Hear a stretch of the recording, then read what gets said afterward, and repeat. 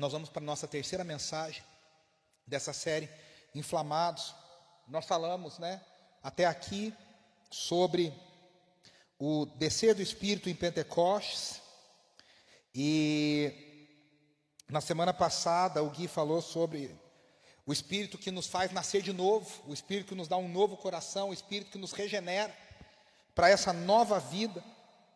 E hoje nós vamos falar sobre o Espírito que habita em nós, o Espírito que nos tornou templo, o Espírito que nos tornou sua casa.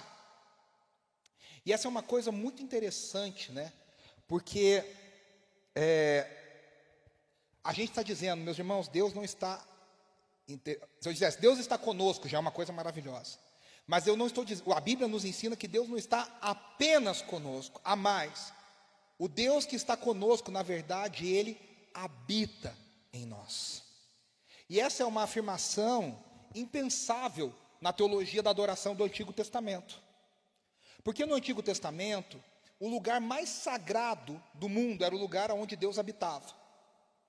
E a gente vai vendo que ao longo a gente crê num negócio chamado revelação progressiva, que o mistério da redenção começa meio que obscuro, e ele vai se tornando cada vez mais claro até atingir o seu ápice na vida e obra de Jesus, na encarnação de Jesus Cristo, na sua morte, na sua ressurreição. E aí você fala, agora eu entendi o plano todo.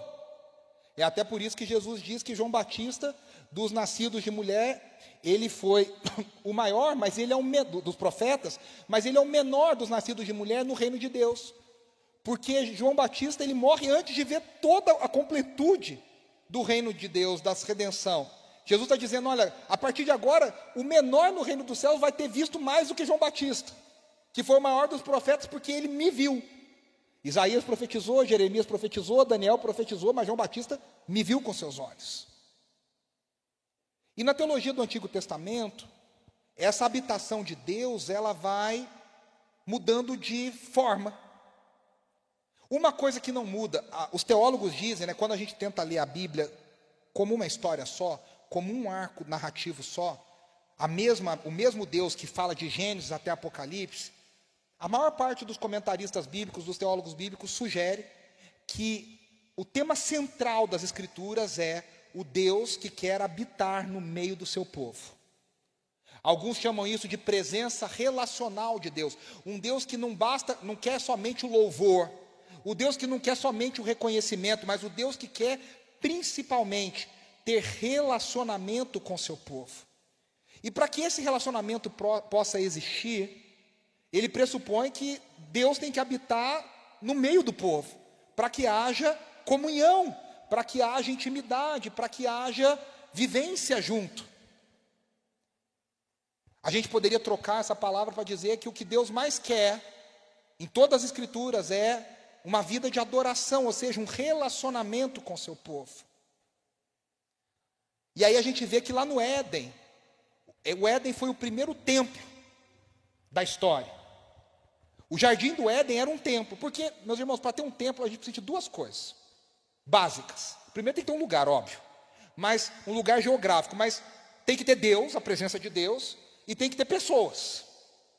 O Éden era um lugar, o jardim do Éden era um lugar fechado, como a gente acabou de cantar, inclusive, onde a presença de Deus habitava naquele lugar. A gente não tem certeza, mas parece que Adão e Eva, quase com certeza, ouviam audivelmente a voz de Deus, e talvez eles até vissem algum tipo de manifestação visual de Deus. O fato é que eles tinham plena relação com Deus. E Adão e Eva foram colocados como sacerdotes nesse lugar. Os primeiros sacerdotes da terra foram Adão e Eva. Por que eles eram sacerdotes? Porque eles estavam agindo ali em nome de toda a humanidade. E quando o pecado entra no mundo, e nós sabemos a história em Gênesis capítulo 3, filha, a pregação tá boa, Gênesis capítulo 3, esse relacionamento é cortado, ele é quebrado. Algo chamado morte espiritual. Adão e Eva perdem a capacidade de ouvir a Deus, de se conectar com Deus. E mais, eles perdem a capacidade de estar na presença de Deus. Porque agora um Deus que é santo não pode habitar no meio do pecado. Não é que Deus não quer habitar no meio do pecado. A gente às vezes não entende. Parece que Deus é meio cheio de vontade, né, meio mimado. Não é, agora eu não vou também, não é isso. É que Deus não pode deixar de ser santo. Deus não pode abrir mão da sua santidade. Deus não pode falar, agora eu vou deixar minha santidade ali e vou descer para ficar no meio do povo. Não, a santidade é algo que pertence a Deus. Então esse Deus que é santo não pode estar em comunhão, não pode estar no contato com o pecado, porque inevitavelmente o pecado vai ser fulminado. Então Deus, por amor, que a gente lê Gênesis 3 e vê quando Deus expulsa Adão e Eva do jardim, a gente fala, olha, Ele está punindo Adão e Eva. Não, Ele está salvando Adão e Eva. Porque Adão e Eva tinham duas situações horríveis que poderiam acontecer. Eles poderiam ser mortos na presença de Deus, ou eles poderiam comer da árvore da vida e viver em pecado eternamente. E aí Deus começa uma jornada em todo o Antigo Testamento para trazer de volta o povo para morar, para habitar no meio deles. Quando a gente vê Êxodo capítulo 3, Deus fala para Moisés assim, tira a sandália dos teus pés, que o lugar que você está pisando é santo.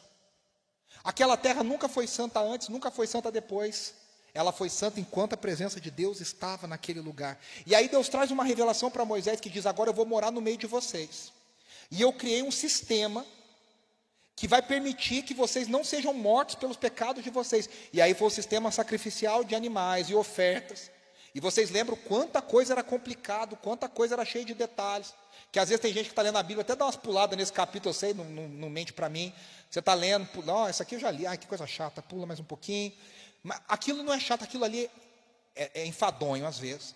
Mas mostra para a gente o quão sério o pecado é. Tanto que quando Deus está no monte Sinai, várias vezes ele fala para Moisés, não deixe o povo tocar no monte.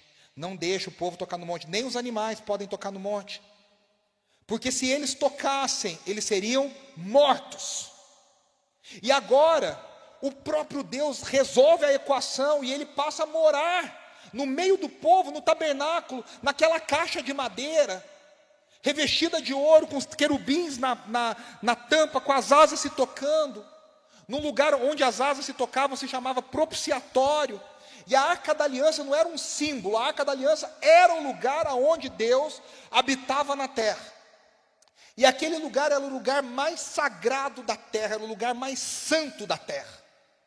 Porque o próprio Deus habitava ali.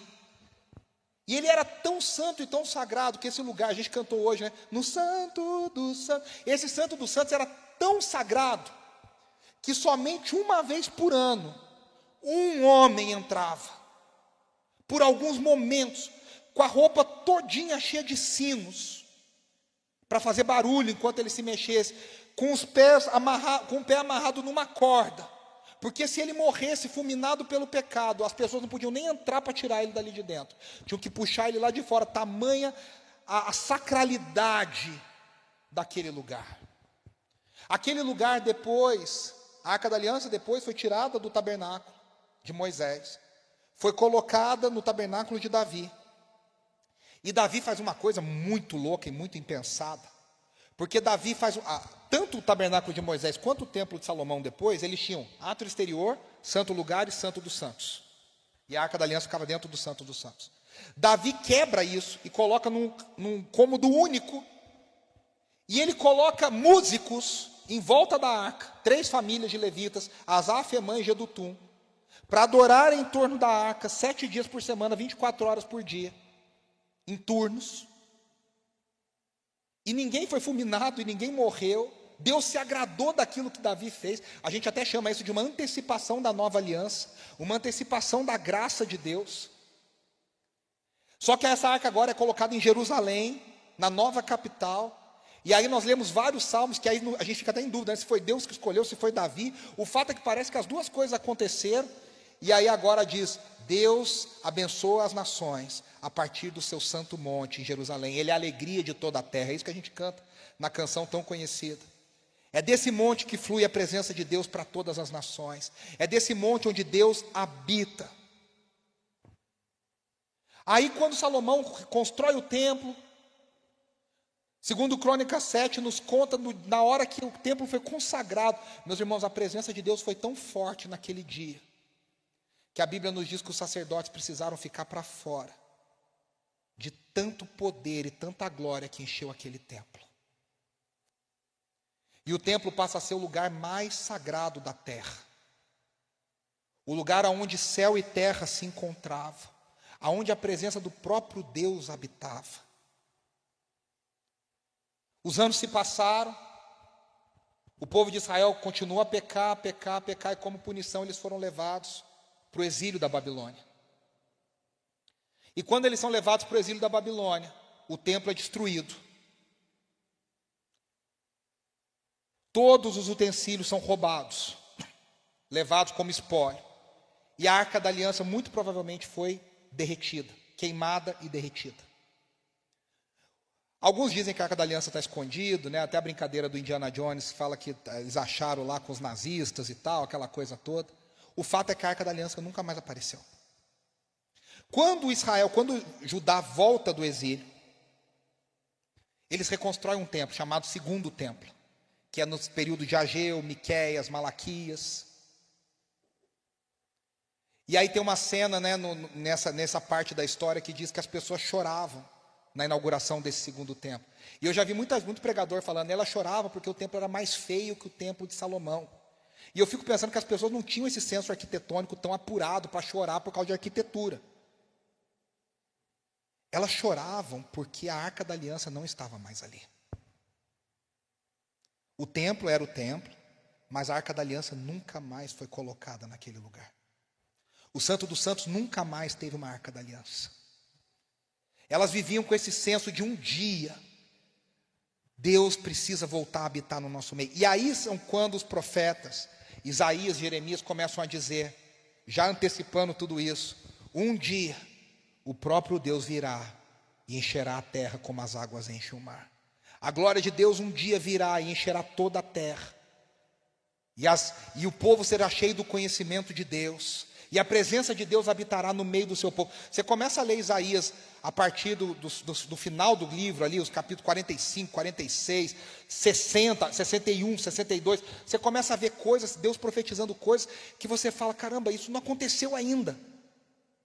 E o povo de Israel esperava, um dia ele vai vir, vai nos libertar. E no dia que ele nos libertar, ele vai morar no meio de nós. Ele vai morar no nosso meio mais uma vez. O próprio Deus, não mais uma arca, agora o próprio Deus. E tudo isso se cumpre na vinda de Jesus, na morte, na ressurreição de Jesus. E como nós vimos na primeira mensagem, no derramamento do Espírito, como cumprimento de uma promessa. E agora, de um jeito impensado, Estevão até anuncia isso em Atos capítulo 7. Deus não habita mais em templos feitos por mãos de homens. Agora uma novidade total, uma surpresa total, de cair o queixo. O Espírito Santo de Deus habita dentro de cada nascido de novo. Isso na cabeça de um judeu era uma coisa impensada. Como pode a glória do próprio Deus, a glória da arca, a glória do Sinai, a glória do Éden, habitar dentro de cada um de nós? Eu me lembro que quando eu tinha meus 14 anos, estava muito em alta aquele livro do Daniel Mastral, chamado Filhos do Fogo. Para quem não lembra, Daniel Mastral faleceu recentemente, inclusive. Ele se dizia satanista, um satanista convertido. E assim, tem muita coisa no livro, e hoje é difícil até você olhar e falar o que é verdade, o que é mentira, o que ele inventou, muita coisa. Mas eu me lembro de uma coisa que ele fala que me marcou muito desde aquela época. Ele dizia que algumas pessoas não podiam receber determinadas categorias de demônio, porque se determinados demônios incorporassem em pessoas, essas pessoas morreriam, porque o poder espiritual desses demônios era muito forte.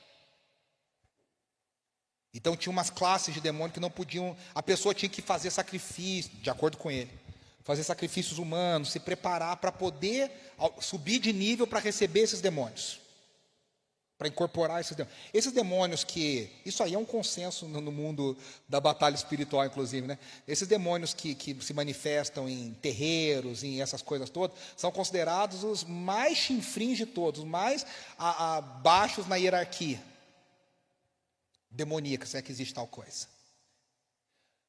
E eu ficava pensando, lá nos meus 14 anos, caramba, se um demônio não pode entrar em determinadas pessoas, qual o tamanho do milagre que Deus fez para que a glória de Deus, o próprio Deus, habitasse dentro de nós.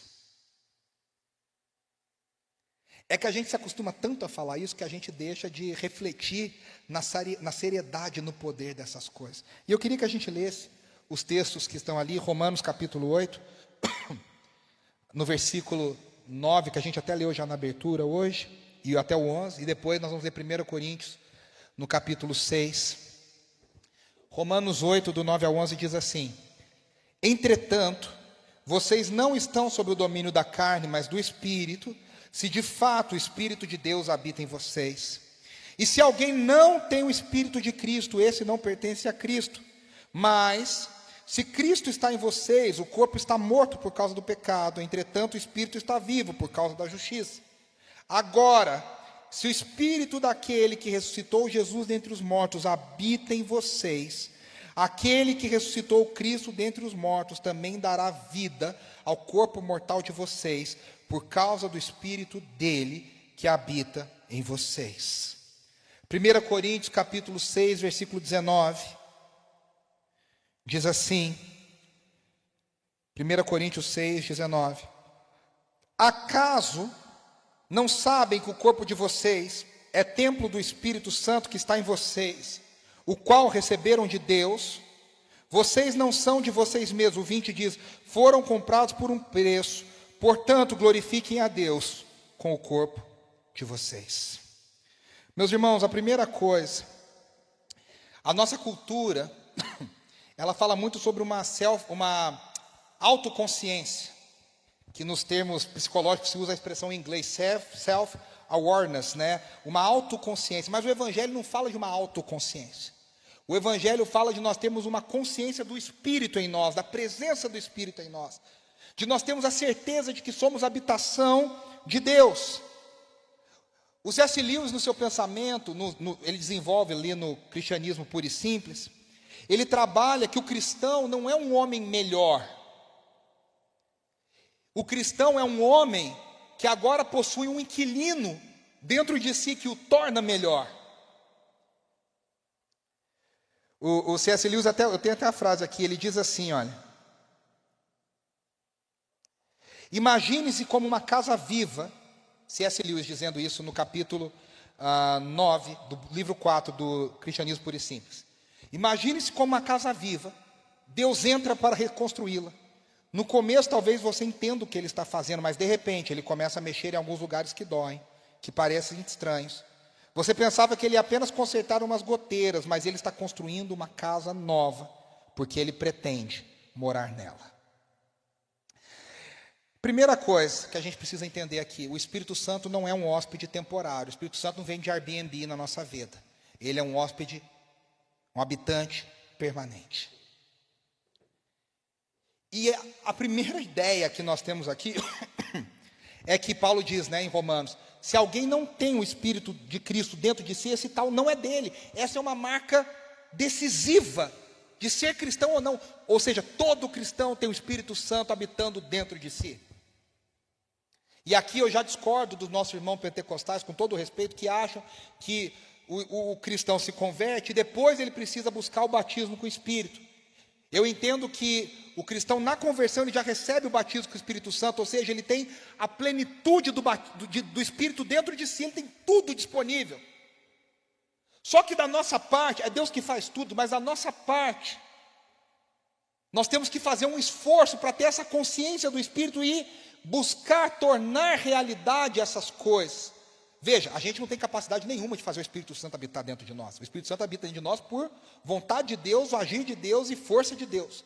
Mas a partir do momento que ele habita em nós, do nosso lado, a gente precisa tentar entender o que Deus espera e como essa realidade pode se tornar realidade cada dia mais na nossa vida. O Espírito Santo não vem para morar um tempinho, ele veio para nos selar até o dia final. E ele não é um hóspede que não faz nada, ele é um hóspede que está trabalhando. Porque enquanto ele nos habita, como diz o C.S. Lewis nessa citação, ele está nos transformando. É interessante porque a gente fala isso e muita gente acha que essa habitação de Deus é uma coisa gostosa. Ai, que lindo, que maravilhoso. No começo ela é uma coisa linda, né? Talvez a gente lembre dos primeiros, quem tem isso, essa história, né? Se converteu mais velho, em algum momento bem marcante. Os primeiros dias são aqueles dias de refrigério, de alegria, de paz. Quantas pessoas contam isso, né? Eu não tinha paz, de repente eu encontrei paz. Eu não tinha alegria, de repente eu encontrei alegria. Mas à medida que o tempo vai passando e a gente vai caminhando com Deus, essa habitação de Deus também significa que a gente vai ter momentos muito difíceis com Deus. É que nem numa obra, né, gente? A reforma, para ficar bom, primeiro tem que ficar muito ruim, né? Quem já morou numa casa em reforma sabe o tanto que é ruim isso, né? E tira coisa para lá, e bota coisa para cá, e tem pó, e tem pedreiro, e nunca tem uma raça na vida, né, que não segue cronograma, é pedreiro, né? A gente estava falando esses dias, né? A Vitória e o Vini tiveram um problema lá na casa deles. Eu lembrei que no apartamento, o primeiro apartamento que a Andressa e eu moramos, deu cupim por baixo do piso inteiro. Chegou um momento, a gente começou, vamos dormir no escritório, agora vamos dormir na sala. Chegou um momento que o pedreiro falou: vocês têm algum outro lugar para ir? Porque vocês não podem ficar mais aqui, eu vou ter que tirar tudo. E a gente teve que ir para casa de uns amigos nossos, porque a casa ficou inabitável. O que eu estou querendo dizer é o seguinte: quando o Espírito Santo começa a trabalhar em nós, quando ele começa a mexer em coisas profundas, dói, é incômodo, mas ele está trabalhando para que algo mais bonito, para que algo mais perfeito saia de nós, seja produzido em nós. O agir do Espírito muitas vezes é incômodo na nossa vida. Muitas vezes a gente fica se sentindo fora da gente mesmo. Muitas vezes a gente fica se sentindo fora de lugar. Eu sempre falo, e acho que você já deve ter percebido isso pelas minhas pregações, e eu tenho isso muito claro na minha vida. Um crente que está muito confortável na vida cristã, está vivendo a vida cristã errada. Uma pessoa que está achando que o evangelho é só maravilha, alguma coisa errada. Não é que o evangelho não é uma maravilha, ele é. Mas a gente tem tanta consciência de quão podre nós somos, de quanto nós precisamos mudar, de quanto Deus tem coisa para fazer em nós. Então Paulo está dizendo, o contraste entre a vida na carne e a vida no Espírito, está dizendo, olha, são dois modos de viver diferentes. Meus irmãos, eu não sei se vocês têm isso. A primeira coisa de uma pessoa que tem habitação, que é a habitação de Deus, ela tem uma consciência da vida a partir da perspectiva do Espírito. Às vezes eu converso com algumas pessoas que se dizem crentes. Eu costumo dizer que as pessoas que mais me escandalizam não são os não crentes, porque dos não crentes eu não espero nada. Mas são os crentes que às vezes você espera alguma coisa, gente que fala de um jeito que você fala, cara, essa pessoa não entendeu nada.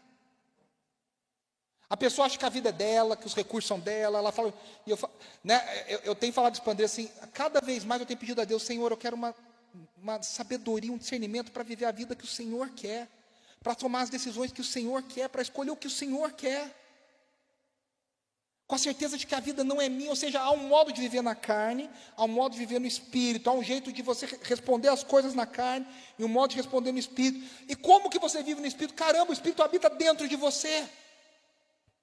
E ele te capacita a tornar realidade essas coisas do Espírito. Quando a gente fala, Senhor, o Senhor já mora, o mais difícil o Senhor já fez. O Senhor já me deu um novo coração. O Senhor já mora dentro de mim. Agora eu preciso tornar essas coisas realidade. O verbo, quando Paulo fala, ele usa o termo habitar, que tem uma ideia no original de residência permanente.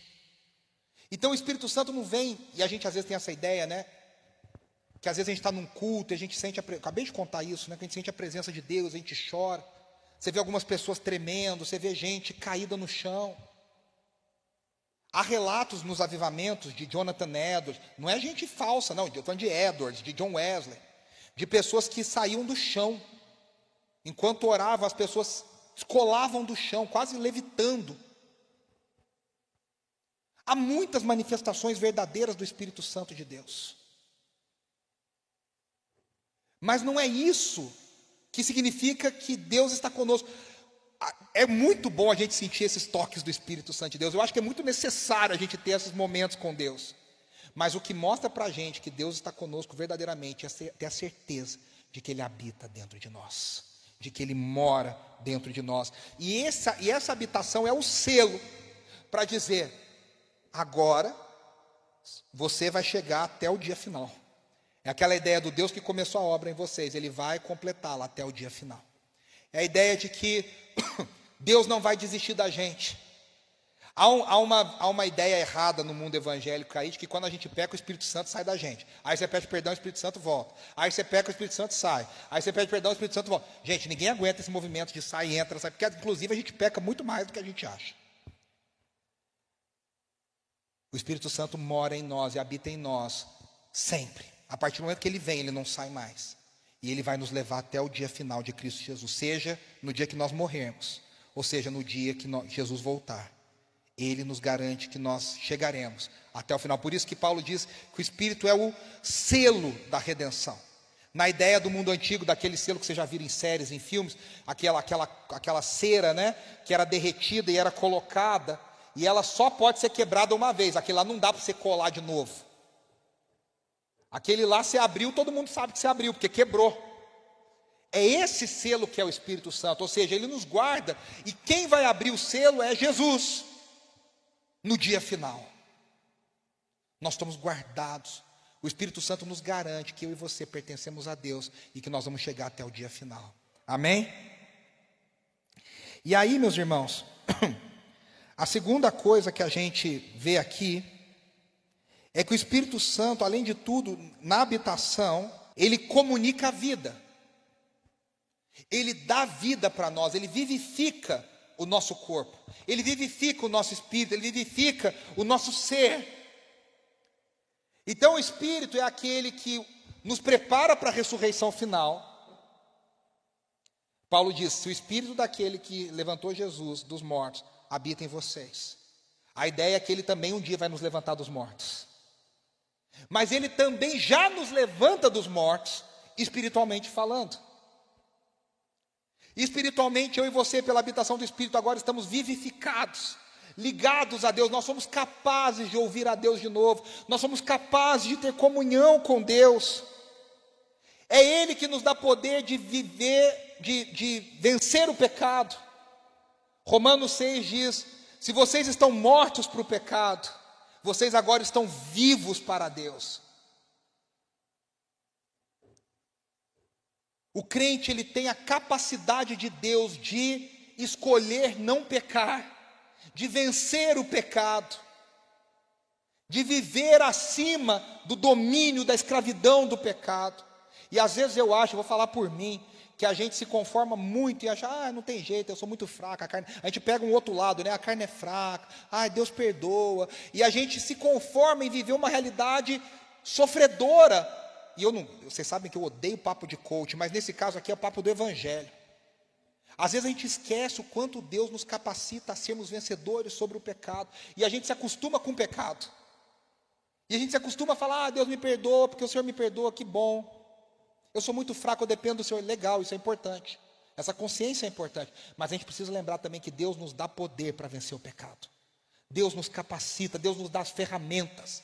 O Espírito Santo que tirou Jesus dos mortos é o mesmo que habita em nós e também nos tira da morte espiritual e nos dá vida. E a gente pode olhar para o pecado de frente e dizer, o Deus que venceu todo o pecado, o Deus que venceu a morte, o Deus que venceu todos os seus inimigos, me capacita a te vencer. Ele nos vivifica. A habitação do Espírito implica capacitação do alto. Deus não só habita, o Espírito não só habita, Ele habita e capacita. Ele habita e dá ferramentas. Ele habita e nos dá direção e sabedoria e nos dá os dons. Meus irmãos, como é bom a gente viver a realidade dos dons do Espírito. Às vezes a gente vive aquém das realidades dos dons do Espírito. Deus, o apóstolo Paulo diz, nós vamos falar sobre isso nas semanas próximas. Palavra de sabedoria, palavra de conhecimento, dons de curas. Nessa conferência que nós fomos, em algum momento lá foi um pastor, um amigo nosso chamado Mike Duke, e ele começou a orar por curas. Tinha uma pessoa lá que chegou de muleta e foi embora sem muleta. Tinha gente que não conseguia nem se levantar. Eu estava orando para Deus curar minha coluna também, não foi ainda. E gente que começou a falar, olha, a dor que eu estava sentindo foi embora. Porque Deus ainda cura, Deus ainda faz milagres, Deus ainda nos usa. Histórias aos montes. A Amanda me contou uma história assim essa semana. Estava lá trabalhando na Marcha para Jesus. Uma irmãzinha chegou para ela e falou: olha, Deus me colocou algo para falar com você. E falou algo que estava no coração da Amanda. A gente não depende de profecia, mas é tão bom quando Deus fala com a gente. É tão bom quando Deus usa alguém para dizer: olha, irmão, eu estava em casa e Deus me pediu para orar por você. O que está acontecendo? Nossa, aconteceu isso. Quantas vezes acontece isso com a gente? Como é bom você ser usado por Deus para alcançar alguém. Para Deus te usar para te dar uma palavra para alguém, para Deus te usar para ministrar na vida de alguém, para derramar o amor de Deus. O Espírito que habita em nós nos capacita. E é engraçado que a gente fala: mas eu não tenho formação, mas eu não estudei teologia, mas eu não sou pastor, mas... Não tem nada disso. Para algumas coisas isso é muito importante. Para viver o Evangelho, o que você precisa é da habitação de Deus dentro de você, e da sabedoria que Deus dá, e da palavra de Deus te orientando. Todos nós podemos e devemos ser usados por Deus para abençoar pessoas, para abençoar o outro, para viver essa vida no Espírito. Num tempo que a gente vive tanto burnout, né? Essa semana eu vi uma expressão que agora existe chamada burn-on. Alguém já ouviu essa expressão? Burn-on é um burnout crônico. É a pessoa que vive num estado crônico de burnout. Ela já tem um burn-on, já está ligado ad eterno.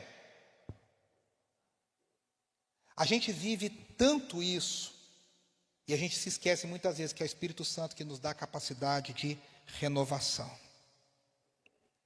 De renovação, de descanso. De tirar força de onde não tem, do Espírito que renova, do Espírito que dá alegria, do Espírito que dá vida. Meus irmãos, como a gente precisa da força do Espírito na nossa vida, do renovo do Espírito. Quando a gente não tem de onde tirar força, é Ele que nos dá força. É Ele que nos veste de força, é Ele que renova a nossa alegria. Numa sociedade que a gente vive tanto, como diz aquele filósofo, né, a sociedade do cansaço. E ele nem crente é. Que a gente tem que performar o tempo inteiro. Vocês lembram de um episódio daquela série chamada Black Mirror? Que a gente já vive isso, né? Eu acho que é o primeiro episódio da 3ª temporada. Que tudo na vida é classificação por pontos. Então, se você tem um ponto, você vai ser chamado para a festa. Se você não tem ponto, você não vai ser chamado. Se você tem ponto, você pode entrar em tal sala. Se você não tem ponto, você não pode entrar em tal sala. Mas a gente já vive esse mundo, né? Vamos falar a verdade? A gente fica olhando quanto de nota de Uber os motoristas nos dão, para ver que tipo de passageiro que você é. E saiba que se você tem nota baixa, o motorista não pega você. Aí você vai entrar na sala VIP do aeroporto, você não tem um cartão tal, você não pode entrar na sala VIP do aeroporto. Aí você quer entrar não sei onde, mas se você não comprou não sei o que lá, você não pode entrar em tal lugar. A gente já vive num mundo que a gente tem que performar o tempo inteiro.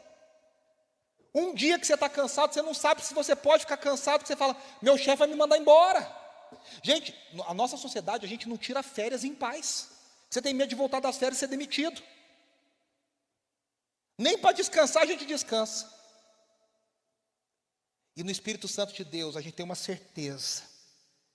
O Evangelho é descanso. Eu não preciso fazer nada por um lado, porque Deus já habita dentro de mim. Essa habitação não depende do que eu faço, do que eu não faço, de quem eu sou, de quem eu não sou. Ele está em mim.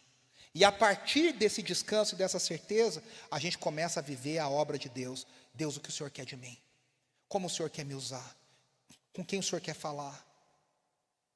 A gente cantou isso hoje, eu quero ser usado pelo Senhor. Eu quero ser uma bênção na vida de alguém. Eu quero manifestar a graça de Deus na vida de alguém. Eu quero dizer: eu orei por você. Tem tanta gente precisando ser alcançado pelo Evangelho de Deus, e o Espírito Santo de Deus habita dentro de nós e nos capacita a fazer todas essas coisas. João diz que porque o Espírito habita em nós, 1 João, ele nos ensinaria todas as coisas. Jesus disse: o Espírito que eu vou derramar sobre vocês, ele vos lembrará das coisas que eu disse. É esse Espírito que na hora certa vai nos dar o que falar. Essas são realidades do reino de Deus, meus irmãos. Essas são realidades da vida no Espírito, que a gente muitas vezes não acessa, que muitas vezes a gente não toma posse no sentido de entender que isso já é nosso, que Deus já quer que a gente viva assim. Então, se o Espírito habita em nós, nós nunca estamos sozinhos. Nós nunca somos impotentes. A última coisa que eu quero destacar aqui no texto de 1 Coríntios 6,19. Paulo fala, caso vocês não sabem que o corpo é o templo do Espírito Santo que habita em vocês. Numa cultura grega, onde o corpo era inferior ao espírito, onde o que importava era o espírito, o corpo era matéria, era mal, era algo que precisava ser negado. Os gregos tinham duas formas de lidar com isso. Ou você se flagelava para você matar o seu corpo de tanta dor e negar o seu corpo, ou você se entregava aos prazeres extremos, porque era uma forma de você lidar com o corpo e depois ia largar esse corpo. E Paulo está dizendo, na teologia bíblica, o corpo não é dispensável. O corpo faz parte do templo, o corpo faz parte da adoração. A gente traz tudo para a adoração, meus irmãos, a gente traz tudo. A gente acha que é só o Espírito, né? Andressa até esse dia está lembrando que antigamente a gente falava assim, né? Não sei quantas almas foram salvas. Não foi a alma que foi salva. Sabe essa história de evangelismo, né? Foi o evangelismo lá na praça e 20 almas aceitaram Jesus. Não foi a alma que aceitou Jesus, foi uma pessoa que aceitou Jesus. E a pessoa ela tem uma parte espiritual e uma parte física, corpórea. Você adora a Deus andando, levantando a mão, se ajoelhando, tocando na pessoa do lado, comendo. A gente come a ceia, a gente toma a ceia, a gente sente cheiro, a gente vê cor. Tudo isso influencia na nossa adoração. E Paulo está dizendo, vocês não sabem que o corpo de vocês também faz parte dessa habitação, ou seja, vocês devem louvar a Deus com tudo que vocês têm. Tudo na sua vida louva a Deus e deve glorificar a Deus e deve manifestar a habitação do Espírito. Então o corpo de vocês não é uma segunda categoria. Se você juntar com Romanos 12, ele vai dizer, o corpo também faz parte do sacrifício que vocês oferecem. O corpo também faz parte do relacionamento com Deus. Por isso que o cristão deve se importar com tudo na vida. Uma vez, eu já contei aqui, acho que eu já contei aqui, eu fui numa consulta uma vez, eu estou precisando ir de novo lá para fazer essa oração de novo, criando vergonha. Essa semana eu tive um puxão de orelha lá em casa, que eu vou criar vergonha na cara, irmãos, orem por mim. O médico crente foi falar de emagrecimento. Ele começou a consulta falando assim, vamos fazer uma oração. Eu falei, vamos, achei espiritual, achei bonito, falei, vamos. Aí ele falou assim, mas você que vai orar. Eu falei, tá bom, posso orar. Ele falou, pedindo perdão. Eu falei, pedindo perdão? Ele falou, pelo que você está fazendo com o teu corpo. Aí eu abaixei a cabeça. Sabe quando o Chaves fala, e vem o cão arrependido, com as orelhas abaixadas, o rabo entre as pernas. Eu botei o rabinho entre as pernas. Senhor, me perdoa. Aqui, vai quase morrendo. Ele falou, porque o que você está fazendo é pecado contra Deus. Porque o seu corpo é um dom de Deus para você. E isso é muito verdade, irmãos. Porque o que eu estou querendo dizer é o seguinte, tudo na nossa vida glorifica a Deus e deve manifestar a bênção de Deus. A gente cuida da nossa casa, porque a nossa casa também é uma coisa, é uma manifestação do dom que Deus colocou em nós, da habitação de Deus. A gente cuida do meio ambiente, porque a gente entende que Deus criou todas as coisas, o Deus que se importa com todas as coisas. A gente deve cuidar do nosso corpo, porque a gente entende que é Deus, faz parte do que Deus habita. Paulo está dizendo, não há uma separação, não há um dualismo. O C.S. Lewis tem uma história muito interessante quando ele fala sobre isso, que ele fala que ele quando ele vê essa ideia, ele pensa quando ele ia no dentista, quando criança. Pensa que ele ia no dentista no começo de 1900 e bolinha, né? Que era muito mais punk do que hoje. E ele falava que ele fala que quando ele tinha dor de dente quando criança, ele demorava para contar para a mãe dele. Que ele falava que ele sabia que a mãe ia dar um anestésico, mas no dia seguinte ela ia levar ele no dentista. E que o dentista ia fazer coisas que iam doer, mas que iam resolver. E ele falou, muitas vezes a gente é como eu era quando criança. A gente sabe o que precisa ser feito, mas a gente não quer. A gente quer só o anestésico, a gente quer só a dipirona. A gente quer só o remédio. Só me dá alguma coisa na veia para eu parar de sentir dor. Foi o que eu falei sexta-feira no hospital. Me enfia qualquer coisa aqui para eu parar de sentir dor na coluna. Mas o que precisa ser feito não é tomar remédio na veia todo dia. O que eu preciso fazer, eu sei. Perder peso, fisioterapia, dieta, exercício, que é um caminho dolorido, é um caminho difícil.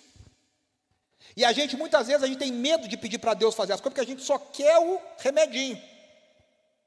A gente só quer que alguém ore por nós, a gente só quer Jesus te abençoe, vai dar tudo certo. Mas consertar a vida do jeito certo, dói. E a gente não quer. Custa, e a gente não quer. E Paulo está dizendo, na vida cristã, meus irmãos, não tem essa separação. É tudo uma coisa só. Deus te fez um, o Espírito te habita por inteiro. O Espírito cuida de você por inteiro. Tudo na sua vida importa. Por isso que ele diz, glorifiquem a Deus no corpo de vocês. Em outro momento ele diz, quer vocês comam, quer vocês bebam, vivam para a glória de Deus. A gente faz tudo para a glória de Deus, porque onde Deus está é santo. E a gente, se você entendeu bem o que eu estou pregando, você não tem como fugir da presença de Deus, porque onde você vai, a presença de Deus vai com você. Não tem como falar assim, Deus, fica aqui só um pouquinho, porque agora eu vou ali fazer um negócio que o senhor não vai gostar muito, mas a gente não pode fazer isso. A gente não tem como pedir para ele sair um pouquinho. Ele está com a gente o tempo inteiro. Ele habita em nós. Ele é o nosso Deus.